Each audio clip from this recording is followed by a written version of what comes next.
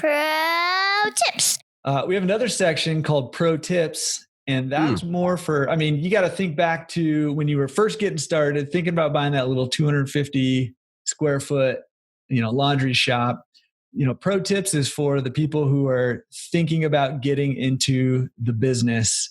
Do you have any tips for anybody buying their, wanting to buy their first laundry shop, laundromat? Yeah, there's a lot actually. Well, the first step is do your research, do your homework.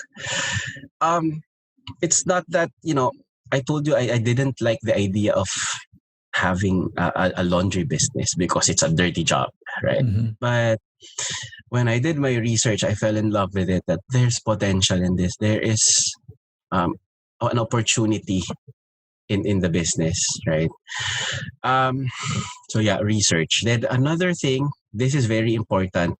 You have to find a mentor, someone that will guide you, not necessarily in the same industry.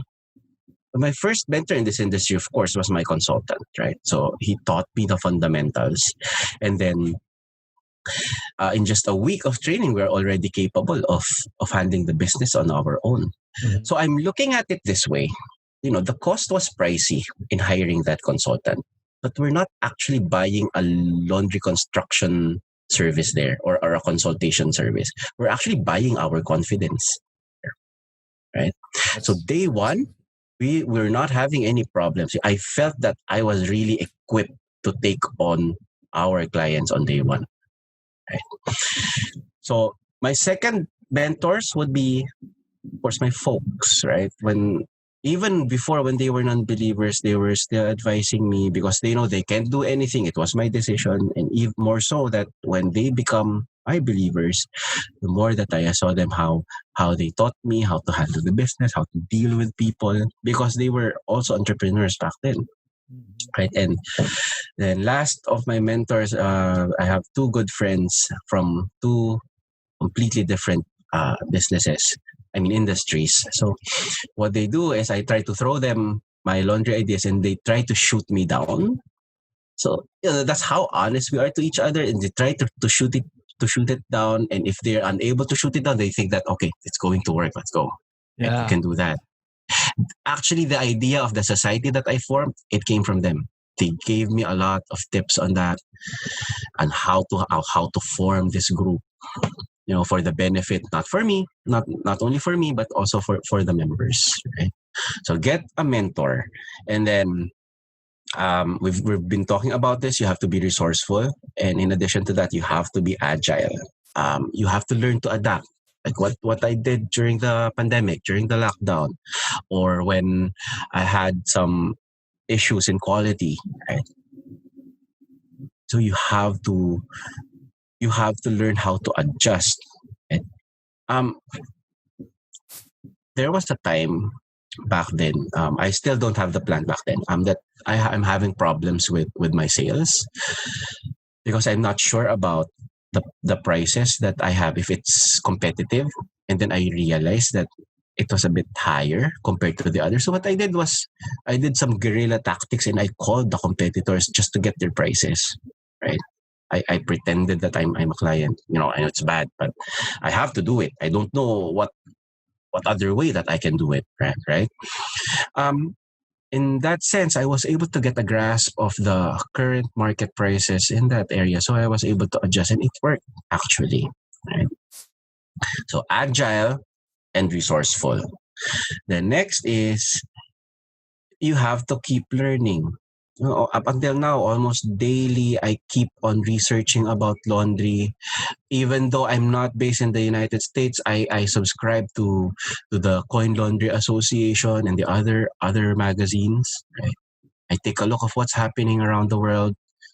But of course, most of the time, the news is coming from the US, right? I don't get news from here much in Asia. But so it's still good because the machines that you guys are using and the processes that you're using, it's pretty much the same with we are doing here. Yeah. So keep learning. And lastly, and this is the most important, it's not always about money as the driving force in building a business. But of course, right, if you're a first timer, you will always think about that.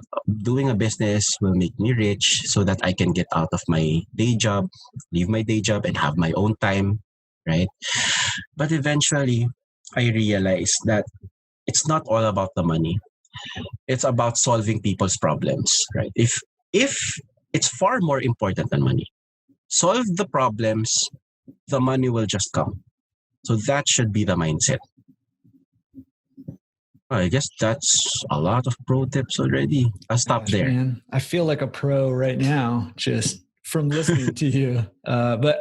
Gosh, man, just such solid advice. I thank you. Thank you for sharing that. I'm just going to let it sit because it was just so good. And if you're looking at buying a laundry shop or a laundromat or any kind of laundry business, this advice is you need to implement it. Like, do what he's talking about, because not only did it work for him, it's worked for pretty much every successful, laundry owner and small business owner and business owner in general.